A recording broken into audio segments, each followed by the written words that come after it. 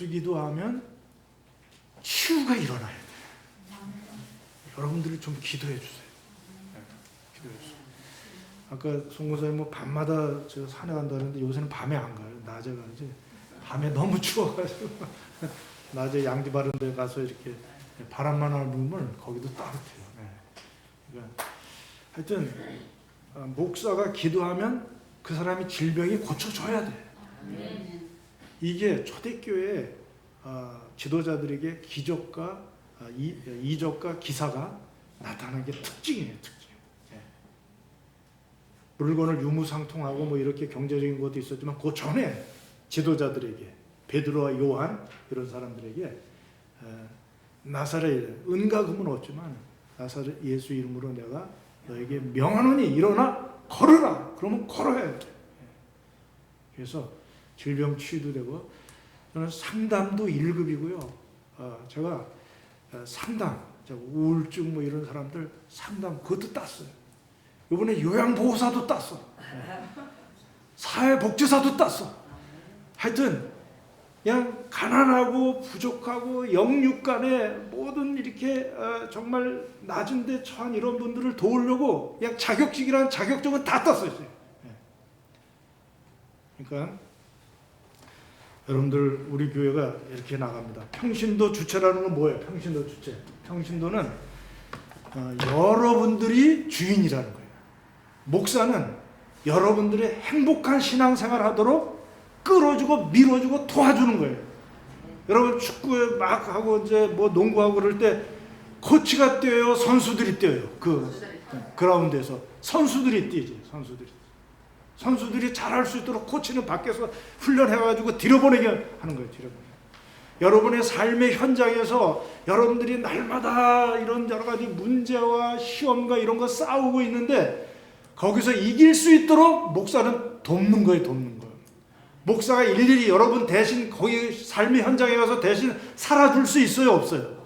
살아줄 수 없어요.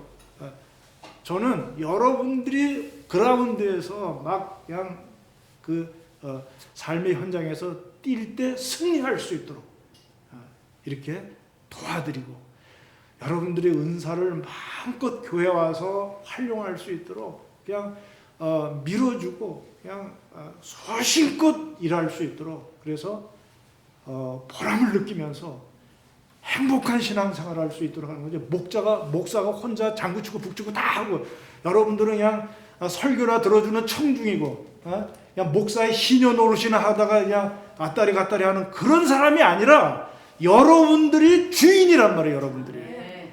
아시겠어요? 그래서 라온마트도 이제 좀 권사회에서 맡아서 했으면 좋겠어요. 저는 말씀과 기도에 전무하고 여러분들이 좀 맡아서 거기다가 넣고 그 다음 날 주일에 헌금하면 되는 거예요. 헌금하면 돼요. 그런 거 장사하는 거 목사가 해야 되겠어요?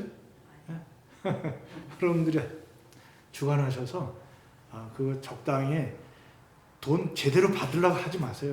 그냥 보셔가지고 좀 많이 갖기를 원하시는 분이 그냥 많이 드리고 이렇게 또 하여튼 적당하게 해서 그냥 사람 만나는 장소예요. 안 믿는 사람들 우리 교회 안 나오는 사람들이 찾아와서 거기서 만나는 거예요. 컨택 포인트. 거기서 만나서 저도 처음에는 세상을 배우기 위해서 이걸 한 거예요. 제가 나가서 누굴 만나서 얘기 안 돼. 근데 이걸 하니까 들어와서 저거 얘기를 하게 돼요. 아, 세상이 이렇게 돌아가는구나. 아, 사람들이 이걸 필요로 하는구나. 이런 거를 깨닫게 되고 더 준비하게 되는 거예요. 그래서 여러분들이 주인이라는 거예요. 이거는 이제 다음에 하고 오늘은 또 가난한 자와 함께하는 이 부분만 하려고 합니다. 여러분, 하나님이 이 땅에 우리를 창조하셨을 때 누구는 가난하게 살고 누구는 부자로 살고 그렇게 하도록 창조하셨을까요? 아니에요. 다 잘 살도록 그렇게 창조하셨어요. 제가 한번 읽어드릴게요. 신명기 15장 4절. 내가 만일 내 하나님 여호와의 말씀만 듣고 내가 오늘날 내게 명하는 그 명령을 다 지켜 행하면 내 하나님 여호와께서 내게 유업으로 주신 땅에서 내가 정령 복을 받으리니 너희 중에 가난한 자가 없으리라. 우리가 하나님 말씀대로만 살면은 이 땅에 가난한 자가 안 생기는 거예요. 근데 왜 가난한 자가 생길까요? 인간들의, 사람들의 죄악 때문에 그래요. 죄악 때문에. 사람들의 죄 때문에 그래요. 꼭 그 사람이 죄를 져서 가난해졌다 그 뜻이 아니라 사람들이 죄를 진 그런 것으로 인하여서 사회 구조적으로 이것이 가난하게 됩니다. 지금 코로나19가 끝나면요, 빈부의 차가 심해진다 그래요. 양극화가. 왜 그러느냐? 주로 코로나19에 타격을 받는 사람들이 서민들이거든요. 이 부자들은, 권력 있는 사람들은 별로 상관이 없어. 별로 상관이 없어. 조금 기다렸다가 이제 백신 맞으면 끝나는 거예요. 별로. 근데 이 서민들은 자영업 하다가 이거 임대료 못 내고 하니까 그냥 포기해버리고, 또 알바하다가 잘리고 뭐 이것저것 하니까 주로 서민들이 타격을 받으니까 이제 코로나19가 끝나면 양극화가 심해질 것이다. 빈부의 차가. 이게 인간의 범죄로 인하여서 하나님이 코로나19 재앙을 주시죠. 그 결과로 인하여서 빈부의 차, 이 가난한 사람이 생기게 되어 있는 거예요. 그래서 살다 보면은 사고가 난다든지 아니면 질병에 걸린다든지 또는 자연재해, 태풍이나 지진이나 전쟁이나 또는 전염병 이런 것들로 인하여서 그냥 피해를 보게 되니까 원치 않지만 가난해지는 거예요. 가난해지는 거예요. 사회 구조적인 면도 이 가진 사람들이 너무 자기네 거로 가지려고 그러고 법을 정해도 법을 만들어도 자기네들은 빠져나가게 만들어 놓고 그냥 서민들 다 걸려들게 이렇게 해놓고 이렇게 하면은 사회 구조적으로 가난해지지 않을 수가 없게 돼 있어요. 그래서 우리가 원래는 하나님이 우리를 창조하셨을 때는 골고루 다 잘 살도록 그렇게 창조하셨지만은 살다가 보니까 변수가 생겨가지고 우리가 가난한 자가 생길 수밖에 없어요. 그래서 신명기 15장 11절에는 땅에는 언제든지 가난한 자가 그치지 아니하겠는 거로 내가 네게 명하여 이르노니 너는 반드시 네 경내 네 형제의 곤란한 자와 궁핍한 자에게 네 손을 펼지니라. 네 손을 펼지니라. 그래서 여러분, 가난한 자가 하나님의 말씀대로 우리가 다 순종하고 살면은 없어질 텐데 우리가 그렇지 못하고 죄를 범하니까 가난한 자가 생길 수밖에 없어요. 그럼 어떻게 해결해야 돼요? 가진 자가 마음을 열고 지갑을 열고 손을 펴야 돼. 가진 자들이 좀 이렇게 베풀어야 돼. 그렇지 않으면 다 움켜쥐려고 그러면 빈부의 차가 심해지고 사회가 불안해지고 결국엔 폭동이 일어나서 지도 어려워져. 그러니까 이것을 우리가 생각해요. 이제 오늘 성탄주일로 지키는데요. 25일에는 우리가 금요일이에요. 금요일 11시에 우리가 예배 드립니다. 성탄절 감사 예배를 드리고 그 저녁 심야 기도회는 그날은 쉬려고 그래요. 그리고 신정 때도 지금 또 목요일인가 금요일인데 그건 그때 가서 또 말씀드릴게요. 왜 예수님이 이 땅에 오신 게 기쁘죠? 왜 기뻐요? 왜 이렇게 축제 분위기에 사실 지금 코로나19 때문에 그렇지 미국이나 이런 데 보면은 추수감사절 때부터 크리스마스 신년까지 완전히 축제예요. 축제. 세일은 다 그때. 그래서 1년 동안 안 사고 기다렸다가 그때 또 사. 막 축제 분위기로 막 그렇게 하는데 왜 그래요? 왜 기뻐요? 그렇죠. 우리 예수님이 이 땅에 오셨기 때문에 그래요. 인류가 죄로 인하여 멸망받아 다 지옥으로 가고 있는데 이 죄를 사하시기 위해서 하나님이 자기 하나밖에 없는 아들을 사람 편에다 세워가지고 사람들의 죄를 다 자기 아들에게 뒤집어 씌워가지고 십자가에 못 박음으로 말미암아 그 죄를 없앤 거예요. 그래서 우리가 이 사실을 믿기만 하면, 인정하고 받아들이기만 하면 내 죄가 지금 사함받고 내가 구원받고 천국 갈 수 있고 하나님의 자녀로서 이 땅에서 살 수 있게 해주셨으니 예수님이 오신 게 기뻐요, 안 기뻐요? 기뻐요.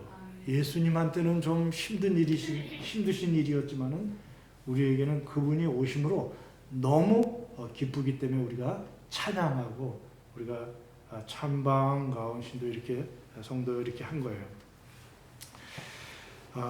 근데 우리 예수님이 제일 처음 오셨을 때 누가 이 기쁜 소식을 제일 먼저 들었죠? 들에서 양을 치던 사람들, 양을 치던 사람들. 누가복음에 나오죠?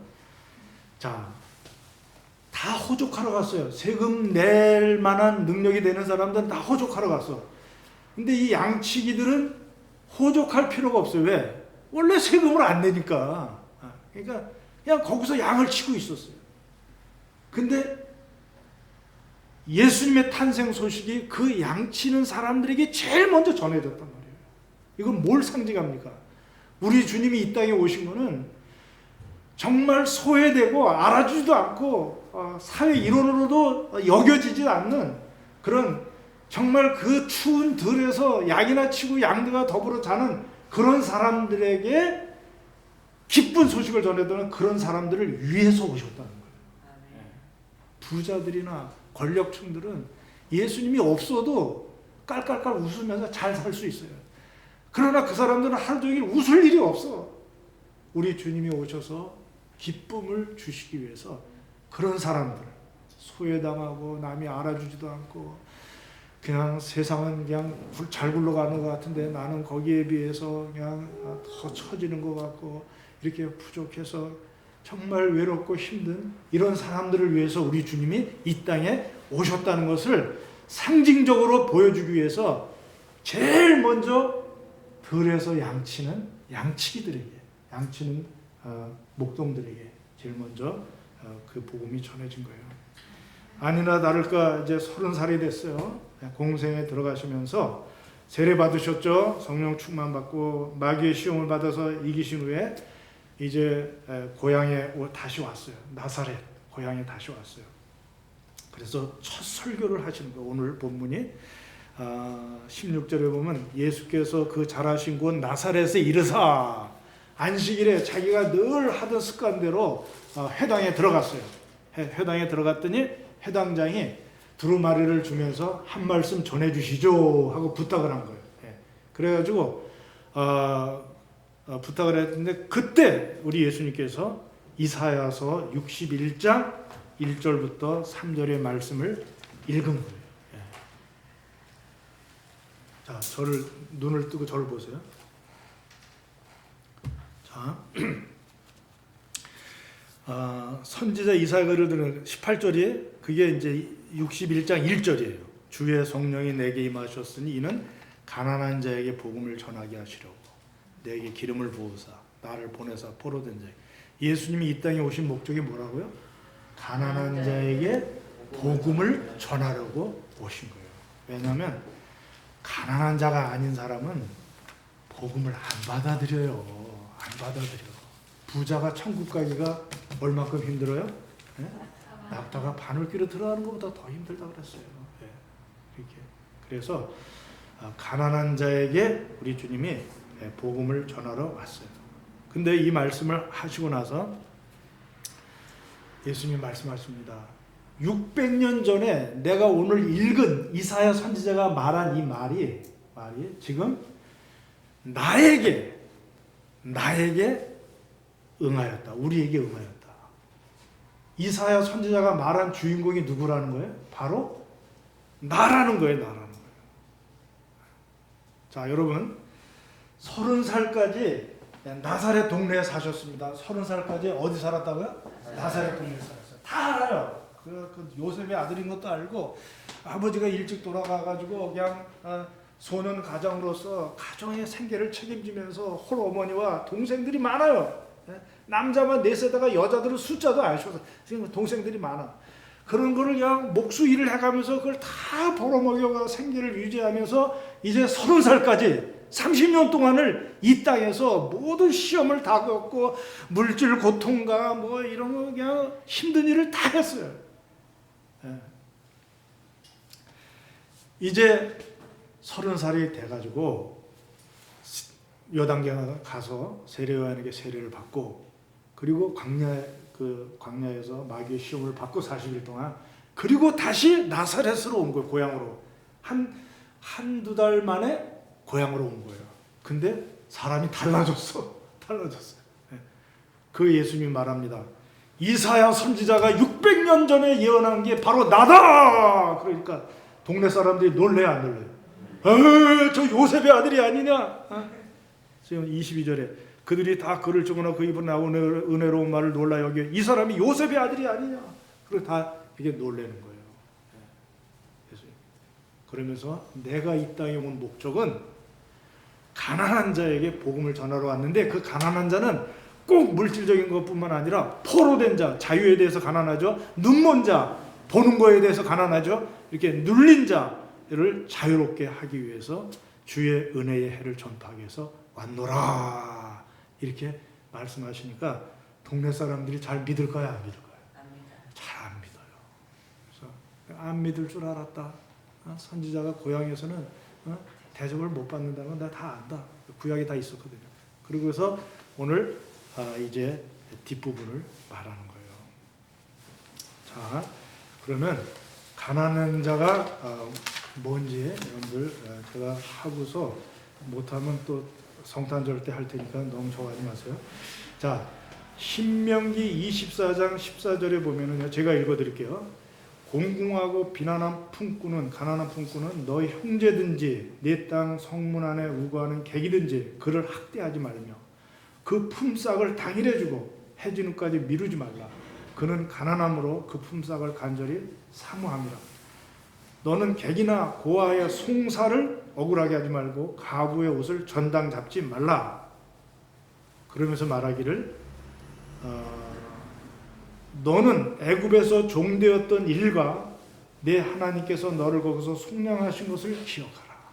자, 이스라엘 백성들이 가나안 땅을 받기 전에 애굽에서 뭐 했어요? 430년 동안 종살이 했거든요. 그러면 종으로 살던 사람들에게 땅을 거저줬으니까 이 사람들 수지 맞았어요? 안 맞았어요? 수지 맞았죠? 근데 거기서 조금 빈부의 차가 생겼다고 조금 부자가 됐다고 가난한 사람들을 멸시하지 말라는 거예요. 왜? 너도 가난한 시절이 있었지 않느냐? 너도 노예로 살던 시절 정말 힘들었던 그런 시절이 있었는데 그거를 생각해서 지금 가난한 사람들을 좀 잘 대해줘라. 계속해서 말합니다. 내가 밭에서 곡식을 벨 때 한 뭇을 밭에 잃어버렸거든. 다시 가서 취하지 말고 객과 고아와 과부를 위하여 남겨두라. 또 내가 감람나무를 떤 후에 그 가지를 다시 살피지 말고 남은 것은 객과 고아와 과부를 위하여 남겨두라. 내가 포도원을 딴 후에 그 남은 것을 다시 따지 말고 객과 고아와 과부를 위하여 버려두라. 왜? 너도 애굽 땅에서 종되었던 것을 기억하라. 신명기 24장 22절에. 그래서 여러분들 우리 이 땅에 와서 살 때 돈 갖고 태어난 사람 손 들어봐요. 돈 갖고. 빈손으로 왔죠? 돈 갖고 갈 사람 손 들어봐요. 빈손으로 가죠? 이 땅에 살 동안 하나님의 돈을 빌려서 쓰다가 가는 거예요. 여러분들이 먹고 입고 마시고 지금 한 거 다 누구의 돈이에요? 누구 거예요? 다. 하나님의 것을 잠깐 빌려 쓰고 가는 거예요.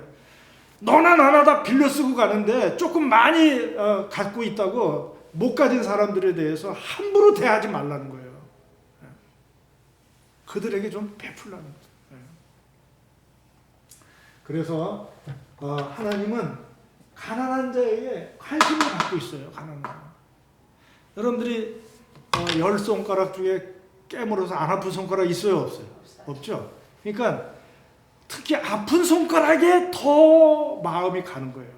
집에 장애아가 있으면요, 여러분, 장애아가 더 대접을 받을까요? 건강한 사람이 더 대접을 받을까요? 그 집에서.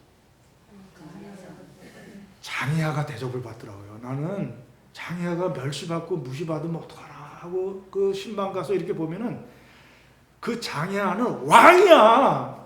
건강한 동생한테 막 부려먹고 그냥 막 뭐라 그러고, 그래도 부모님들이 뭐라고 안 거예요. 뭐든지 그 장애아를 위해서 다 집중하기 때문에 건강한 아이는 그냥 찬밥이야. 그러더라고요. 여러분, 인간들도 그래요. 하나님도 마찬가지예요. 하나님도 어디에 더 관심이 많으냐? 부자, 권력, 성공한 사람들은 별로 관심이 없어요. 가난하고 지금 병들어서 힘들고 정말 고통당하는 그런 사람들에게 하나님이 제일 관심이 많아요. 그렇기 때문에 여러분들 아픈 사람은요, 아픈 사람은 여러분들이 그 앞에서 경외해야 돼. 이하주 권사님도 장로님 앞에 장로님에게 경외해야 돼. 경외. 문정타 성도님에게 경외해야 돼. 왜? 지금 질병으로 인하여서 수도사들이 수도하듯이 돌을 닦고 있는 것이고, 하나님의 그 질병 허락함 그 안에서 지금 자기의 불순물을 빼고 자기를 돌아보고 자기의 정말 부끄러운 것과 쪽팔린 것과 이런 모든 것을 감내하고 그러면서 그 고통을 다 감당하면서 이겨나가고 있는 그 과정이 있기 때문에 우리가 그들을 존경해야 돼. 존경해야 돼. 투병생활하는 사람들을 정말 우리가 그 사람들을 경외해야 돼. 그래서 하나님은요, 아무 근심 걱정이 없고 잘 나가는 사람들은 별로 관심이 없어. 그러니까 내버려둬도 잘 나가니까.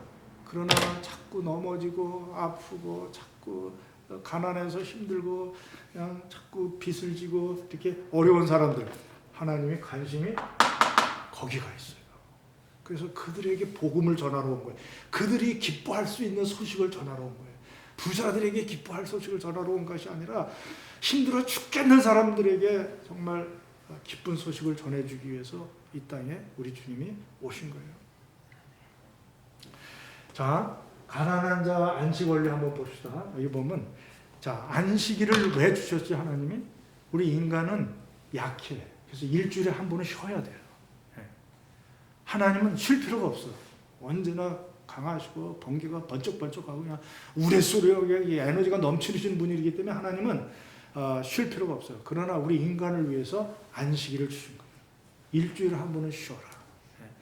너희가 52일, 1년에 52일을 쉬고도 충분히 먹고 살 수 있도록 내가 다 배려하니까 52일을 한 달 반 이상을 놀아도 안 굶어 죽게 내가 할 테니까 그렇게 살아라. 그래서 안식일을 우리에게 주십니다. 그러면 여러분들에게 묻습니다. 안식일에 부자가 더 안식일을 사모할까요? 아니면 가난한 사람이 더 안식일을 사모할까요? 안식일을 누가 더 사모할까요? 안식일을 사모하는 사람들은요, 종들과 짐승들 다 저희 십계명을 보면 아이들도 거기 나와요. 아이들이나 이런 딸이나 아들 이런 사람들이 오늘 일 안 하고 쉬는구나. 소도 엄매 어이구 좋네. 하루를 쉬는. 누구만 안타까? 주인은 아유 저 일도 해, 저 일도 시켜야 되고 저 일도 시켜야 되는데 아유 저거 언제 하지? 주인만 조바심이지 그 안에 품꾼이나 이런 짐승이나 이런 사람들은 안식이 더 좋아요. 안식이. 그래서 안식년 제도를 주셨어요. 안식년. 6년까지는 그 땅을 울고 먹고 7년째는 어떻게 하라고요? 쉬어라. 7년째는. 그래서 6년째 그 추수할 때는 2배를 줘요. 2배. 2년치 먹고 살 거. 네.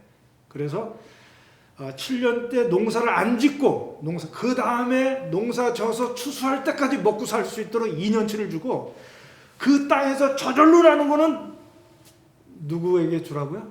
객과 가부와 고아들이 마음껏 그냥 먹게 참견하지 말아라. 그 땅에서 저절로 나는 거. 네, 저절로. 네. 그래서 하나님께서 그렇게 주셨어요. 그 다음에 신년이에요. 신년은 7번째 안식년이에요. 7 곱하기 7 하면 49죠. 이때가 7번째 안식년인데 플러스 1, 50년째 이때가 희년이에요. 희년. 주빌리, 이 희년. 이 희년 때는 모든 빚이 다 탕감돼. 땅을 잡혔어도 도로 돌려줘야 돼. 하여튼 모든 경제 그 원칙이 처음으로 돌아가는 거예요. 처음으로. 그래서 50년을 그 당시에는 이제 한 세대로 보면은요, 아버지 세대의 가난을 자식 세대에 물려주지 않고 아버지는 아버지대로 끝나고 아버지의 죄가 자식에게 죄 치르지 않게 그렇게 했어요. 신명기 거기에 보면은 그렇게 나와 있어요. 그래서 자식 때는 똑같은 조건으로 새 출발. 삼성 아들이나 농사짓는 농사꾼 아들이나 똑같이 출발하고 똑같이. 그래서 처음에 가나안 땅을 나눠준 그대로 자기 땅을 그대로 돌려받아가지고 똑같이 출발할 수 있도록 그렇게 합니다. 다 종으로 팔렸어도 다 풀어줘야 되고 모든 게 원위치 다 원위치는 게 희년, 주의 은혜의 해, 희년, 주빌리. 이때가 50년째 되는 거예요. 이때 누가 제일 좋을까요? 부자가 좋을까요? 가난한 자가 좋을까요? 가난한 자가 숨이 다 몇 년 남았네. 아유, 1년만 지나면 50년이네. 근데 48년째 추수 때는 3년치를 줘요. 하나님이 3년치 추수를. 2년 동안 땅을 놀게 하고 그 땅에서 저절로 나는 모든 곡식들은 다 객과 가부와 고아들이 먹게끔 그렇게 하고 너희들은 청결하지 말아라. 저절로 열린 거 다 그들이 다 짐승이 먹고 다 그렇게 먹도록 내버려둬라. 3년치를 줘요. 3년치.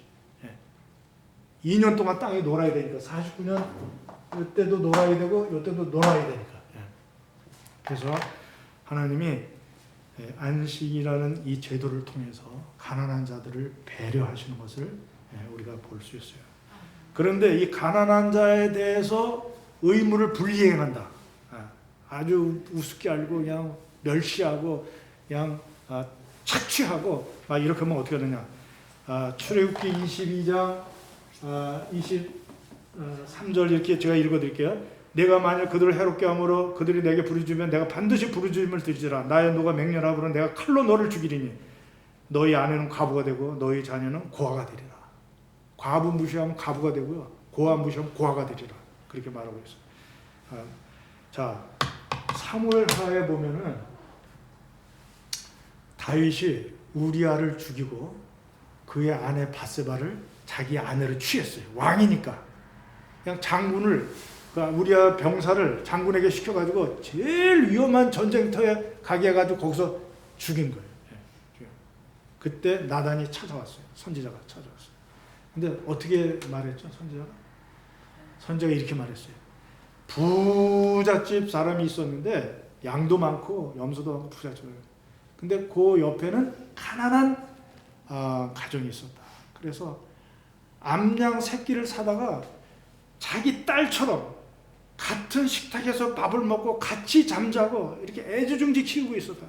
근데 이 부잣집에 손님이 찾아왔는데 이 부잣집이 자기네 많은 양떼는 아까워서 잡지 않고 그 하나를 애지중지 키우는 그 암양 새끼를 뺏어다가 그 사람을 대접했다. 다윗이 왕인데 내가 다스리는 나라에 이런 일이 어떻게 발생하느냐. 그 사람을 죽여라. 그리고 4배나 갚아주라. 그렇게 말했어요. 그때 나단 선지자가 뭐라고 했어요? 그 사람이 당신입니다. 그 사람이 당신입니다. 다윗이 기겁을 하는 거죠.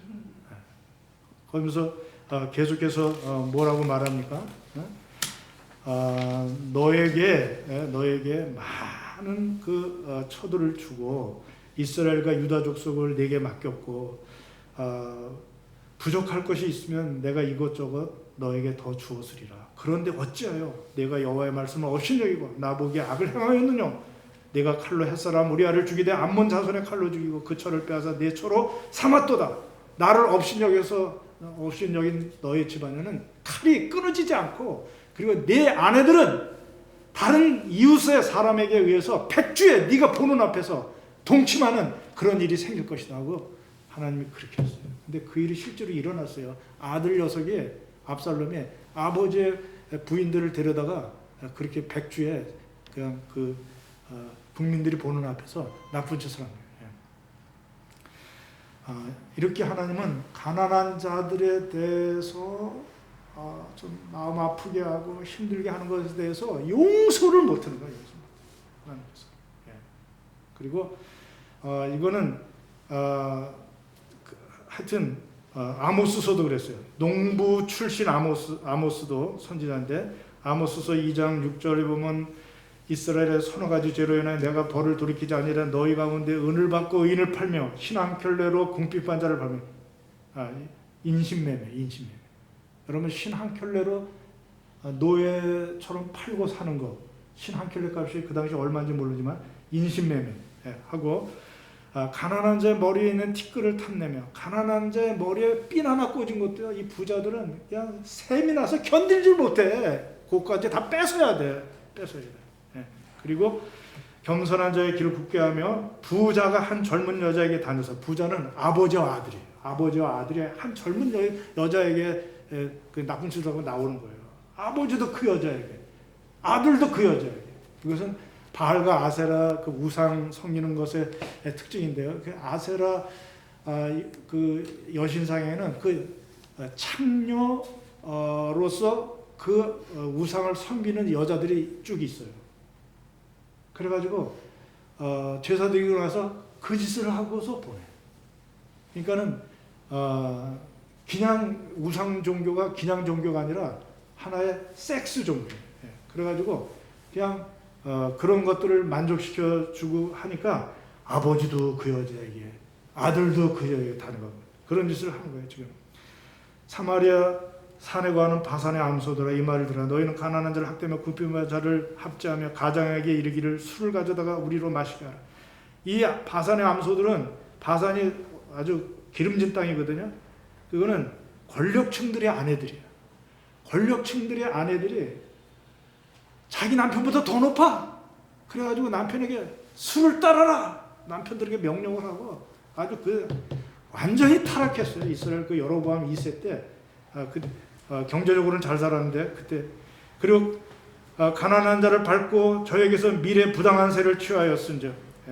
밀에다가 세금을 부당하게 매겨. 밀은 주식이었거든요. 우리나라 쌀에다가 막 세금을 매기듯이 서민들의 그 세금을 막 그냥 착취하는 거예요.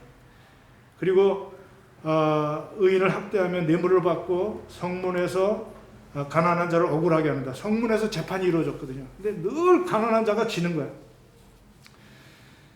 유전 유죄라고요. 그 다음에 또 그 너희가 이르기를 월삭이 언제 지나서 우리로 곡식을 팔게 하며 안식일이 언제 지나서 우리로 밀을 내게 하고. 이 부자들은요 안식일도 싫어. 그때도 장사를 해야 돼. 쉬라 그러니까 아이고 빨리 안식일이 지나가서 이걸 상품을 팔아가지고 내가 돈을 벌어야 되는데 이놈의 안식일 때문에 내가 월삭이 또 있네. 아유 한 달에 한 번씩 쉬어야 되는 거 이런 거 대형마트들이 쉬는 거 그냥 안타까워하듯이 이렇게 하는 거예요. 그리고 에바는 작게 하고 세겔은 크게 하면서 거짓 저울로 속이는 거예요. 그 추는 무겁게 하고 그거는 그릇은 또 작게 해가지고서 그냥 어떻게 해야 되나 무겁게 하는 건가 작게 하는 건가 하여튼 그래가지고 속이는 거예요. 그리고 잼미를 팔자 하는도다. 잼미는요 쌀 부스러진 거 있죠. 이슬 맞으면 부스러진 거. 부스러지는 밀을 섞어서 속에다 쓱 넣어가지고 파는 거예요. 좋은 밀을 파는 게 아니라 이 서민들에게 그냥 그런 잼미를 쓱 넣어서 파는 거예요. 이렇게 타락했어요. 경제적으로 얼마나 이렇게 저거한지. 그래서 하나님께서 이들에게 다른 나라 바벨론을 들어서 이 나라를 멸망시킵니다. 하도 화가 나셔서 바벨론을 회초리로 들어서 이 나라를 멸망시키는데요. 레위기 26장 34절에 보면 너희 대적의 땅에 거할 동안에 너희 본토가 항모할 것이므로 땅이 안식을 누릴 것인데 그때 땅이 쉬어 안식을 누리리니 너희가 그 땅에 거하는 동안 너희 안식시 쉼을 얻지 못하던 땅이 그 항모할 동안에는 쉬리라. 역대하 36장 21절에는 70년 동안 이 땅에 안식하리라. 그러니까는요 70번이나 어긴 거예요. 안식년을 지켰어요 안 지켰어요? 한두 번밖에 안 지켰어요 처음에. 그리고는 그냥 가난한 자들에게 먹고 살도록 그냥 내버려두고 너희는 2년치 수확을 거뒀으니까 그 땅을 내버려두라 그래도 또 경작하는 거야. 그냥 땅이 질이 떨어져가지고 결국에는 지네들이 손해인데 하나님의 뜻대로 해야 땅도 질이 풍성해져가지고 이게 좋은데 안 쉬는 거야, 안 쉬는 거야. 몇 번을 어겼어요? 70번을 어겼어, 70번. 그래서 70년 포로 생활하게 한 거야. 70년이 거기서 나온 거예요. 그러니까는 여러분들이 주일 안 지키고 빼먹으면 하나님은 딱 모아놨다가 병원에다가 탁 쳐넣어가지고서 너 그동안 안 지킨 거 다 내가 계산해서 너 거기서 날 쉬어라 그럴지도 몰라요. 70년을 어겼어요. 그래서 얼마나 이 부자들이 악한지, 권력층들이, 기득권층들이 얼마나 악한지 이랬다니까요. 하나님이 그 다 안식을 그 가난한 자들이 이렇게 좀 이렇게 하려고 그래도 안 들어가, 안 들어. 그래서 이제 오늘 여기 얼른 하고서 다음에는 저기 성탄절 때 할게요. 자, 오늘 25절 보세요. 25절. 네. 자, 참으로 너에게 이르노니 그 당시에 많은 가부들이 있었어요. 가부들이, 가난한 사람들이. 근데 누구만 진정한 가난한 자라고요? 사렙다 가부만. 사렙다 가부. 그리고 또 27절에 그 당시에 많은 문둥병 환자가 있었어요. 근데 그 중에 누구만 가난한 자라고요? 나만 장군만 가난한 자. 다시 말씀드립니다. 진정한 가난한 자는 누구냐? 물질적으로만 가난하면 안 돼요. 물질적으로만. 영적으로도 가난해. 그러니까 사렙다 가부는 가부고 마지막 양식을 아들과 함께 먹고 죽으려고 했던, 정말, 그런데 이 가부가 선지자 엘리야가 와가지고 그 음식을 나를 달라 그랬더니 자기 가부니까 아들이 전부잖아요. 아들에게 소망을 가지고 그 아들 줄 그 음식을 선지자를 줬단 말이에요. 이게 하나님의 선지자를 대접하고 하나님의 말씀을 더 이렇게 존중하고 하나님의 나라를 더 우선시하는 이런 영적인 겸손, 영적인 이 비움, 이것이 진정한 가난한 자라는 거예요. 그리고 나만 장군, 문둥병, 건강에 대해서 가난하죠. 건강에 대해서 가난하지만 이 사람이 계집종이 말한 그 엘리사 선지자의 말을 순종했어요, 안 했어요? 순종했어요. 말씀에 순종한 사람은 영적으로 나만뿐이 없는 거예요. 그래서 이 가난의 개념이 발전합니다. 처음에는 물질적인 가난한 사람을 가난하다 그랬어요. 또 나가다가 나라를 잃어버린 사람을 가난하다 그랬어요. 그래서 시편 기자들 보면 막 나라 잃어버린 거에 대해서 막, 그 다음에 가족 중에 일부를 잃어버린 사람, 가부나 고아, 가난한 사람. 그러나 이것이 마태복음에 와서 마태는 마음이 가난한 자가 복이 있다. 마음이 가난한 자. 그러나 누가는 산상수훈을 말할 때 마음이라는 단어를 빼버렸어요. 왜 그런지 아세요? 물질적으로 부자는 마음으로 가난해지기가 어려워요. 목이 뻣뻣하고 결국은 교만해서. 그래서 누가는 부자에 대해서 굉장히 많이 얘기하는데, 부자 청년, 부자와 나사로, 부자가 천국 들어가기가 낙타가 바늘기보다 들어가기보다 더 어렵다. 이런 식으로 계속해서 말하면서 그는 마음이란 그 수식어를 빼버리고 가난한 자, 영육간에 총체적으로 가난한 자만이 진정한 가난한 자고 이 가난한 자만이 구원받을 수 있다. 그래서 다 부자 되라고 교회들이 가르치는데 저는 반대로 가르칩니다. 저는 가난해지려고 노력해야 돼요.